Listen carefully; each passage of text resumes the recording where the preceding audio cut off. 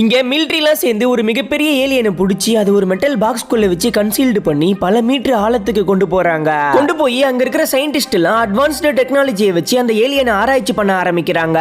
அப்ப அந்த ஏலியன் ரொம்ப ஸ்ட்ராங்கா இருக்கிறதுனால டைமண்ட் பிட்டை வச்சு அதை ட்ரில் பண்றாங்க. பார்த்தா அதை ட்ரில் பண்ண முடியாம டைமண்ட் பிட்டே உடைஞ்சு போயிடுது.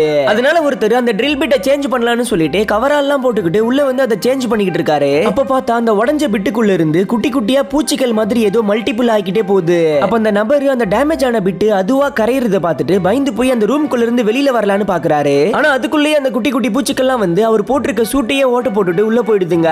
அதனால வெளியில இருக்கிற ஒருத்தன் இப்ப அந்த டோரை ஓபன் பண்ணா முழு உலகமும் அழிஞ்சிரும்னு சொல்லிட்டு டோரை ஓபன் பண்ணாம அவர் அதுக்குள்ளேயே விட்டுறானுங்க. இப்ப அதை மறுபடியும் ட்ரில் பண்ணலான்னு பாக்குறானுங்க. ஆனா அதுக்குள்ளேயே அந்த குட்டி குட்டி பூச்சிக்கெல்லாம் வந்து அந்த ஏலியனை கட்டி வச்சிருந்த இரும்பையே அரிச்சிடுதுங்க.